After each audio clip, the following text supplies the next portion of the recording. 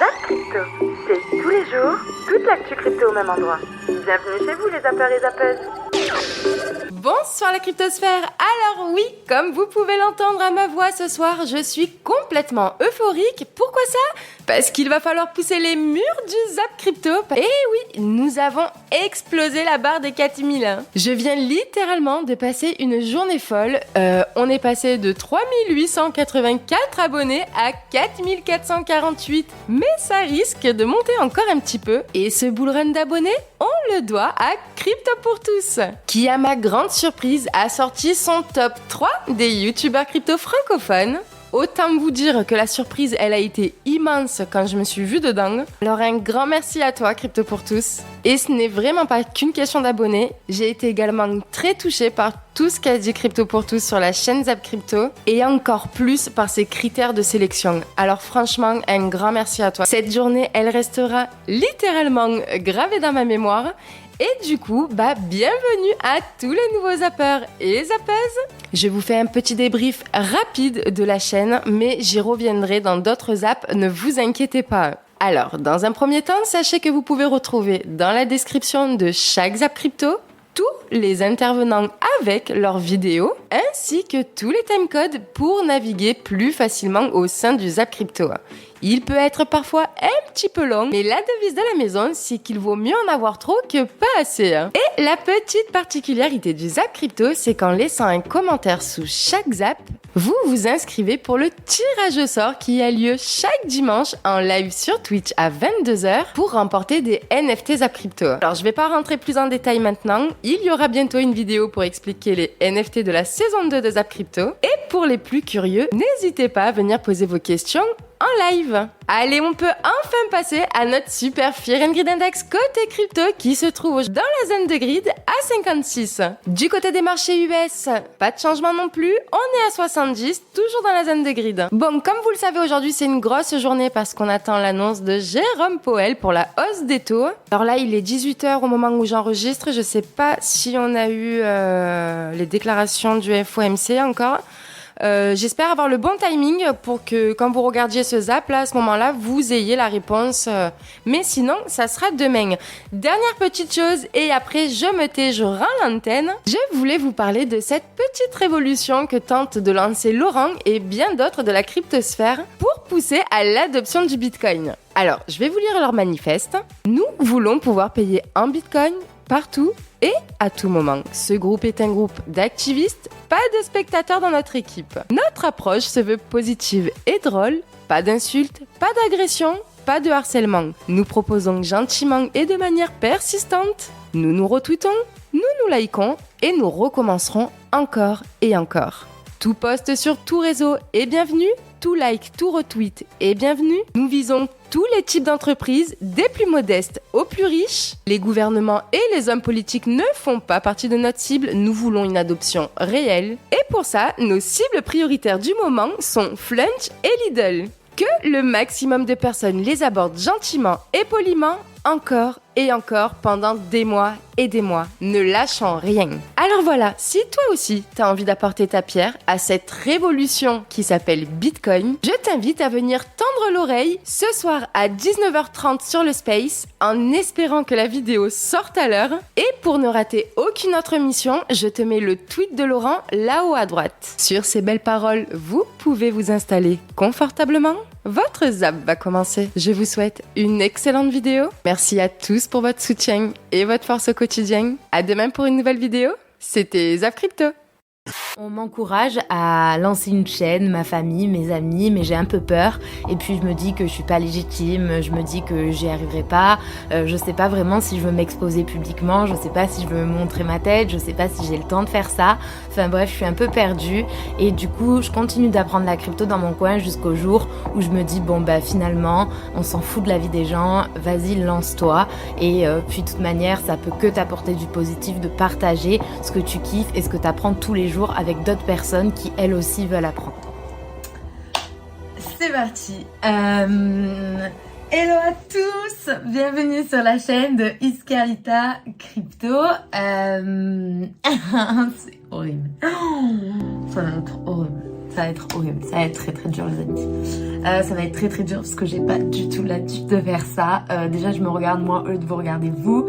Et puis je supporte pas ma tête comme ça. Bon, faudrait que je mette du maquillage. Ça va être énorme. Bref, ça c'est mon premier essai, donc on y va et on lâche rien. Donc je lance ma chaîne le 4 février ou quelque chose comme ça, en tout cas début février, après mon anniversaire. Et à l'époque, ça ressemblait à ça. Depuis que j'ai lancé ma chaîne YouTube il y a environ 1 an et demi, j'ai reçu plus de 500 offres de partenariat crypto. La plupart de ces offres me proposaient des paiements ou me demandaient combien je souhaitais être payé en échange de la promotion de leur projet crypto, de leur plateforme crypto ou de leur collection NFT. J'ai la grande chance d'être dans une position où je ne dépends pas de mes revenus YouTube pour manger et pour avoir un toit au-dessus de ma tête, et donc je n'ai jamais accepté aucune de ces offres de partenariat. Mais malheureusement, ce n'est pas le cas de tous les influenceurs crypto, dont certains dépendent de ce type de revenus pour survivre. Donc ce que ça veut dire, c'est que par nécessité, beaucoup d'influenceurs finissent par promouvoir certaines de ces choses auprès de leur public en les présentant comme des choses utiles ou comme des investissements intéressants. Sauf qu'en réalité, la grande majorité de ces produits et services, voire tous, sont soit inutiles, soit très risqués, et particulièrement pour les petits investisseurs. Soit ce sont des projets bidons qui ne sont destinés qu'à soutirer l'argent des petits investisseurs, soit ça peut être aussi des liens d'affiliation vers des plateformes crypto peu recommandables qui promettent notamment des rendements élevés. Je parle par exemple de plateformes style FTX, BlockFi ou Celsius. Et enfin, ça peut être des exchanges crypto et des plateformes qui poussent souvent les investisseurs débutants à faire du trading, voire encore pire, du trading avec effet de levier. Pour ceux qui ne connaissent pas, l'effet de levier, c'est une façon de multiplier les gains possibles quand on fait du trading, mais évidemment le risque de tout perdre est multiplié lui aussi.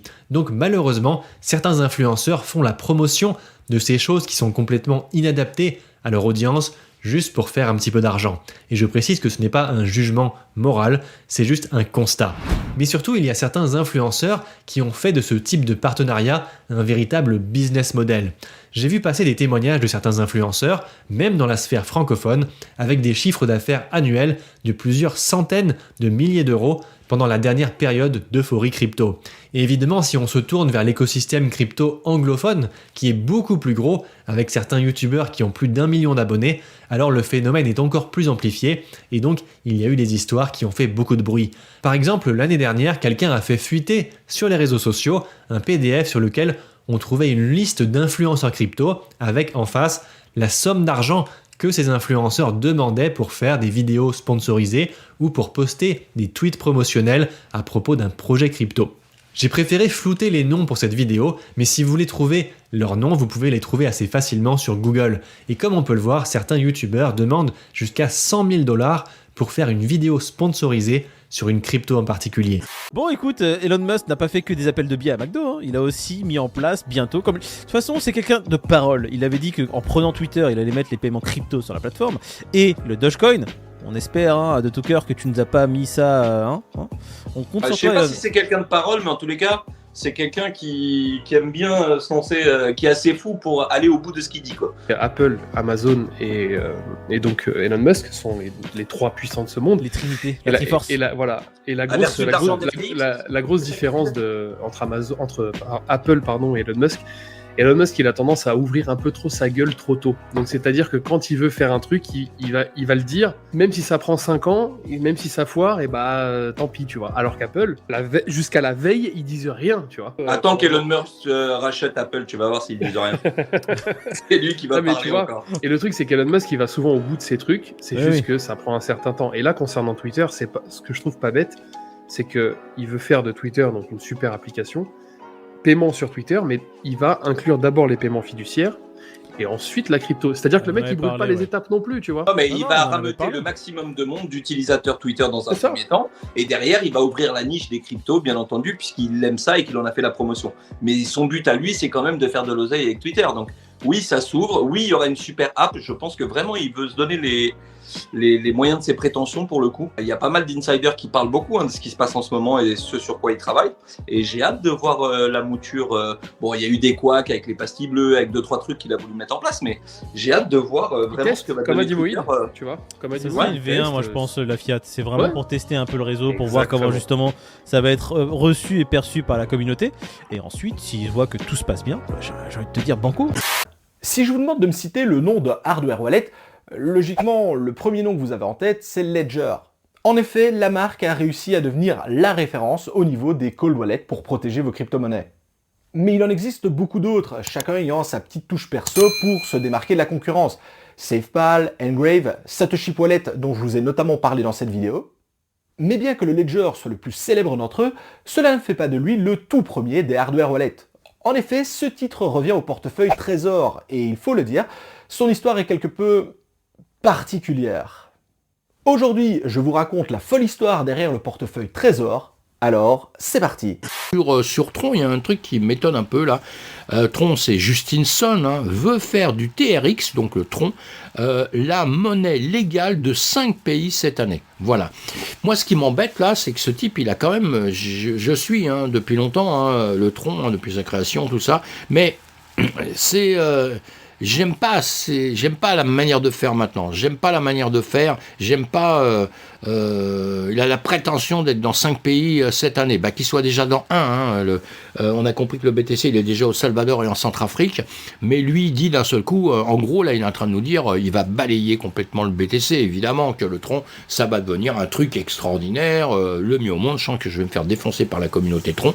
Mais voilà. Et le Tron, j'ai rien contre, attention, j'ai rien contre. Mais moi, je me méfie vraiment des gens qui ont ce langage-là.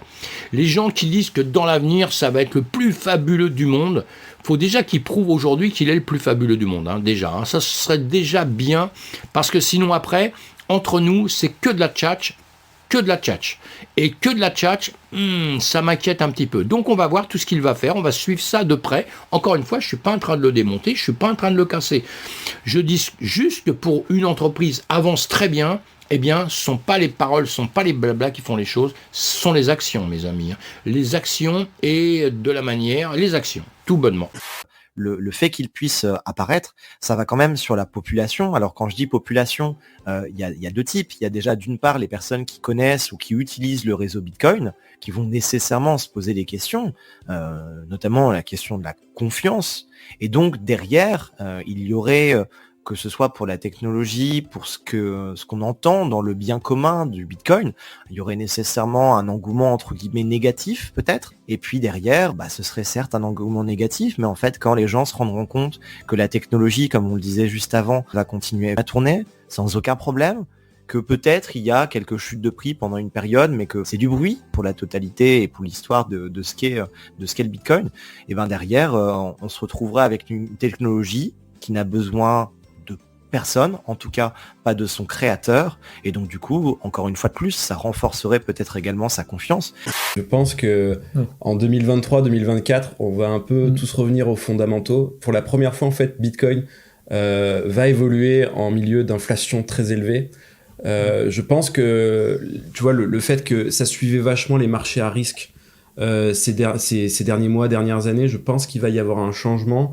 Que les gens... Bitcoin a évolué dans 10 ans un des plus longs bull market des marchés tradis, et pas là c'est un changement de paradigme. C'est ça, ça va changer, et je pense que ça va être un moment crucial dans son histoire. C'est le moment parfait pour que les gens se rendent compte à quel point le concept de valeur refuge à long terme, de quantité finie, limitée, tu vois, là ces arguments-là ont énormément de force, et je suis très curieux de voir comment ça va se passer. Moi je suis plutôt optimiste là-dessus. Le fait que des entreprises vont commencer à en mettre plus souvent dans leur trésorerie, que des États commencent à en acquérir, pas forcément à faire une monnaie légale, même si toi tu penses que d'autres pays vont suivre. Mais ces sujets-là, partie de nos désaccords. Ces sujets-là, je pense, vont revenir. Et c'est très bien, parce que je trouve qu'on parle pas assez de Bitcoin, et on vient tous de là. Vous parlez pas assez de Bitcoin? Non, globalement, globalement, je pense que cet écosystème ne parle pas assez de Bitcoin, peut-être parce qu'en fait, peut-être que Bitcoin a déjà réussi, et c'est pour ça qu'on passe moins de temps dessus. Après, il y a débat, bien sûr, mais je pense que le sujet de Bitcoin, qui est crucial, vraiment, monnaie incensurable, disponible en quantité limitée, Je pense que c'est révolutionnaire et on va redécouvrir ça. Est-ce que l'arrivée des MNBC va être aussi un électrochoc pour beaucoup de gens? Je pense. Et d'ailleurs, tu vois, au Nigeria, donc qui est un pays qui a lancé sa monnaie numérique de banque centrale et qui interdit peu à peu le cash, hein, les gros retraits commencent à devenir 100% numérique, commence à devenir difficile. Eh ben, c'est un des pays où Bitcoin revient le plus en force. Et je pense que c'est ce qu'on va observer dans la plupart des pays qui lanceront des politiques similaires. Même si évidemment on ne souhaite pas, bon c'est pareil, ça faudrait refaire un autre podcast pour proprement parler des MNBC, même si justement on ne souhaite pas non plus qu'il y ait des MNBC partout pour que les cryptos se développent. C'est-à-dire que c'est ça qui est compliqué, c'est qu'effectivement, comme il dit très bien Greg, c'est les pays où il y a les MNBC, on voit Bitcoin se développer, mais en même temps, on ne souhaite pas. Non, enfin ouais, c'est qu'on mette les MNBC quelque part. Voilà, pour que ça monte, parce qu'en réalité, ça polariserait énormément la société. Il ne faut pas se réjouir qu'il y ait des MNBC qui arrivent. Ça pose des questions comme de liberté. Voilà, et si on a trop besoin de Bitcoin, c'est que la société, désolé, hein, mais a merdé. Hein. Oui, c'est ça. Et moi, quand on me demande qu'est-ce qui te ferait changer d'avis ou qu'est-ce qui te ferait sortir de ta thèse d'investissement, c'est que en fait, tout aille bien, en fait. C'est-à-dire que on ait des gouvernements qui gèrent bien leurs sous, qu'on ait des banques centrales qui gèrent correctement la monnaie. Stable, et en fait, là, on aurait, en l'occurrence, pas besoin de Bitcoin. Quoi. Non, tout à fait. Une chose est sûre, le scandale du Qatargate n'est pas un cas isolé. L'Union européenne souffre clairement d'un problème d'ingérence extérieure et la corruption par le Qatar de membres du Parlement européen est une énième preuve de la façon dont des acteurs extérieurs influencent les institutions dont la transparence n'est pas leur meilleure qualité. Les plus de 12 000 lobbies en sont l'exemple parfait. Ainsi, bien qu'au Parlement européen et à la Commission européenne, nul ne peut percevoir de cadeaux d'une valeur supérieure à 150 € et 50 € respectivement, le Qatargate est susceptible de révéler une corruption d'ordre systémique. L'importance géopolitique du Qatar est d'ailleurs connue de longue date. Par exemple, le pays a construit la plus grande base militaire du Moyen-Orient pour l'armée américaine, qui a été utilisée comme base de départ pour les invasions de l'Irak, de l'Afghanistan et du Koweït, entre autres. Il y a eu également en 2018 l'affaire concernant le gendre de Donald Trump, Jared Kushner, ainsi que l'ex-président américain, lorsque le fonds d'investissement Brookfield Asset Management avait racheté un gratte-ciel de Manhattan en difficulté financière et qui fait l'objet d'une enquête au Congrès depuis 2020. Quelques jours plus tard, le même fonds d'investissement renflouait le 666 Fifth Avenue, détenu ici aussi par Jared Kushner, poussant Donald Trump et l'Arabie Saoudite à mettre fin au blocus qui touchait le Qatar juste avant la fin de son mandat, le 4 janvier 2021. Et les affaires ne s'arrêtent pas là, puisqu'un membre du Parlement européen, Eva Kaili, vit, ou plutôt vivait, comme une star de cinéma. La politicienne grecque passait son temps libre sur des yachts dans la mer Égée, dans des discothèques, sortait avec des mannequins comme Naomi Campbell et passait ses vacances dans les Caraïbes avec le célèbre Richard Branson. Son travail l'a entraîné à avoir des discussions avec des crypto-millionnaires, des voyages à l'étranger et notamment au Qatar avant la Coupe du Monde. Aujourd'hui, l'ancienne présentatrice TV de 44 ans est dans une prison bruxelloise sous surveillance constante avec une autorisation à 2 visites par mois de sa fille de 2 ans et elle devra y rester 1 mois de plus. Elle est accusée par les procureurs belges d'avoir accepté de l'argent et des cadeaux du Qatar et du Maroc contre ses votes dans les prises de décision parlementaires. On a peut-être certes 70% des pays qui sont vraiment dans une situation pas terrible où ça ralentit, etc. Mais dans les 30% des pays qui ne le sont pas, il y a notamment la Chine qui est la deuxième économie mondiale et qui est en train de réouvrir son économie après 3 ans d'atonie. Donc là, on pourrait avoir un rebond très important, d'autant plus qu'on a l'expérience de ça. On a vu quand les États-Unis ont réouvert leur économie, l'Europe, on a vu que tout d'un coup, tu as eu une frénésie de consommation et que c'est reparti très fortement. Donc on peut se dire que les Chinois vont faire pareil. D'autant plus que les Chinois, pendant 3 ans, effectivement, ils n'ont pas beaucoup travaillé, mais ils ont travaillé, ils ont économisé encore plus. Tu vois, c'est-à-dire qu'en fait, ils ne pouvaient pas dépenser. Donc non seulement ils n'ont pas beaucoup travaillé, mais ils n'ont vraiment pas dépensé. Donc quand tu regardes, par exemple, le taux d'épargne des ménages chinois, eh ben, il a juste monté de 50%. Donc ils ont du cash partout. C'est Hong Kong qui va être content. Ah ben Hong Kong, mais il n'y a pas que Hong Kong. À partir du moment, alors tu vas voir que dans... Parce que Hong Kong, c'est la place financière qui a pour objectif de traiter l'épargne chinoise. Quoi. Bah, bien sûr, mais oui, mais ensuite les avions vont s'ouvrir, donc tu vas avoir cet été plein de Chinois qui vont arriver à Paris et qui vont acheter tout ce qui passe. Mais c'est sûr. Donc il faut se préparer. Donc ça veut dire que Bon, alors déjà, localement, ça va être intéressant. Ça va être intéressant en termes de demande mondiale. Donc peut-être ça pourrait aussi atténuer la situation un peu difficile de l'Europe parce qu'elle va devoir exporter un peu plus. Et puis la grande question, c'est que si la Chine repart, est-ce que le marché ne pourrait pas repartir de façon extraordinairement violente vers le haut, cette fois-ci pas vers le bas? Il n'y a pas que la Banque centrale américaine qui parle, même si pour l'instant on ne parle que d'elle. Eh bien, demain, il y aura également la BCE qui devrait venir nous faire ses annonces à elle, la Banque d'Angleterre qui va nous faire ses annonces à elle, la Banque d'Angleterre qui devrait monter les taux de 0,5%, la Banque centrale européenne qui devrait monter les taux de 0,5% par rapport aux chiffres de l'inflation qui sortent aujourd'hui. Donc, grosso modo, eh bien, on a déjà entendu plusieurs fois Madame Lagarde, mais aussi les gens qui travaillent avec Madame Lagarde qui sont venus nous dire que ça allait être très compliqué, qui restait très hawkish et qui voulait vraiment réussir à freiner cette inflation qui, pour l'instant, visiblement en Europe, en tous les cas, ne freine pas du tout, en tout cas pas à la même vitesse que les Américains. Je resterai clairement à l'écart du dollar et de toute interprétation qui pourra en être faite. J'ai vraiment le sentiment que, bon, franchement, sur le DXY, tout ce qu'on sent ici à moyen terme, parce que là, on est quand même sur une préparation de Fed, donc même si normalement on fait de l'horaire 4 heures, là, il faut quand même dézoomer un peu avant la Fed.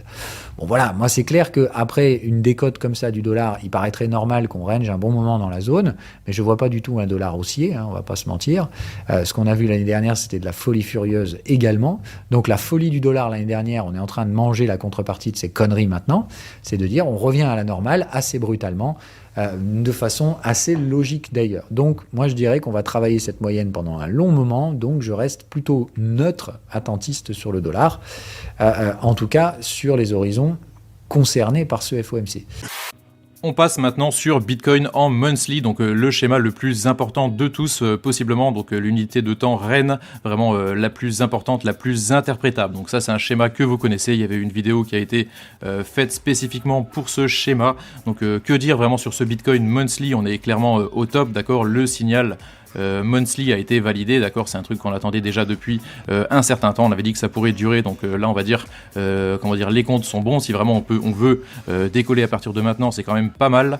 Voilà, on va zoomer un petit peu. On avait dit que vraiment le dernier gros adversaire, c'est cette ligne oblique, d'accord. On la surveille vraiment depuis longtemps, depuis même des mois maintenant. Voilà, et on est simplement en train de tester cette ligne, d'accord. On se demande si on va encore retracer encore une fois, voilà, pour finir par la passer, ou est-ce qu'on va dire l'heure est bonne et on va pouvoir vraiment envisager des choses un petit peu meilleures. Donc voilà, très très encourageant sur ce monthly par rapport à tout ce qu'on racontait. On se demande si le breakout est effectif ou si on est vraiment face à un rebond technique, voilà, qui va nous mener encore sur des plus bas.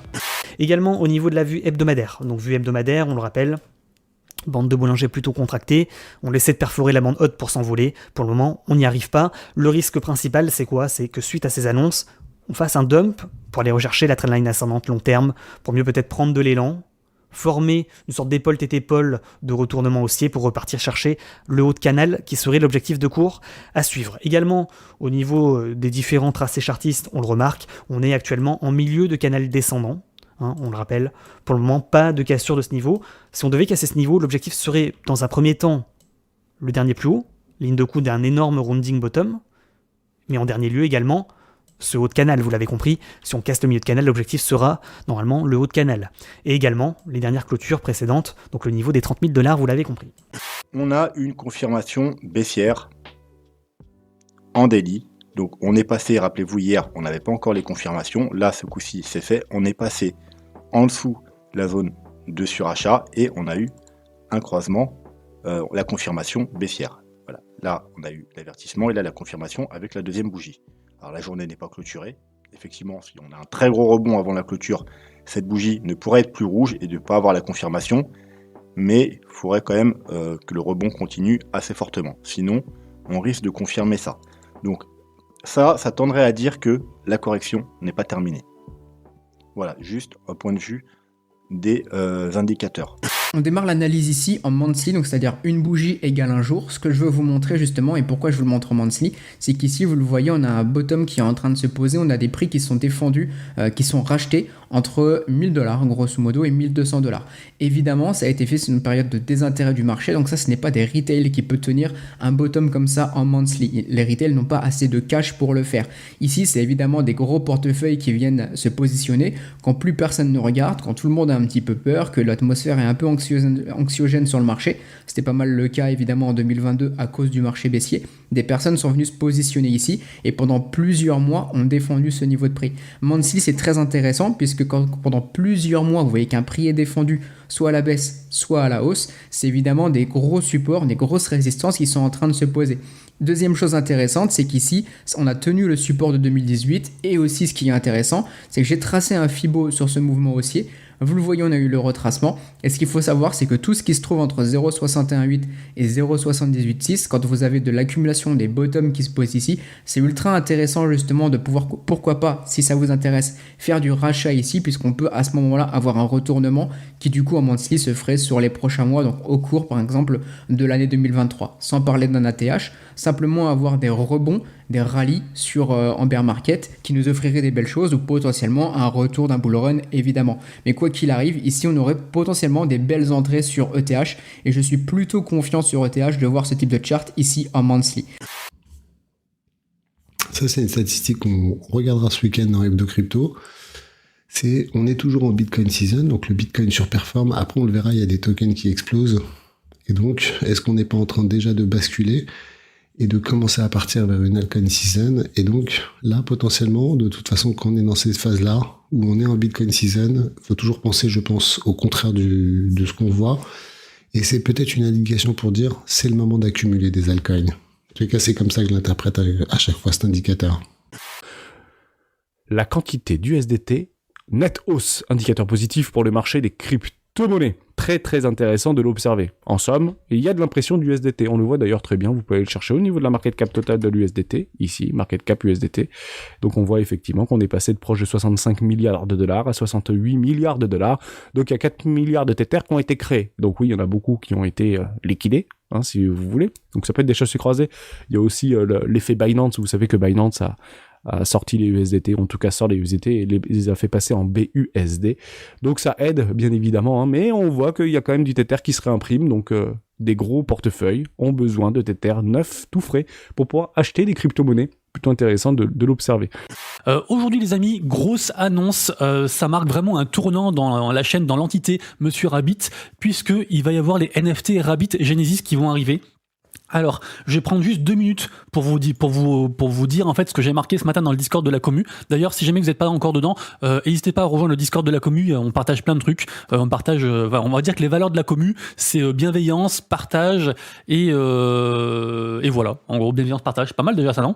Et voilà. Donc du coup, bonjour les lapins. Comme annoncé précédemment, du changement arrive. Une collection NFT Rabbit Genesis va être mise en place et je le dis cash, je ne fais aucune promesse aux holders. En vrai, si une seule, je ferai mon maximum pour vous récompenser le plus possible et le plus longtemps possible. Évidemment, c'est logique.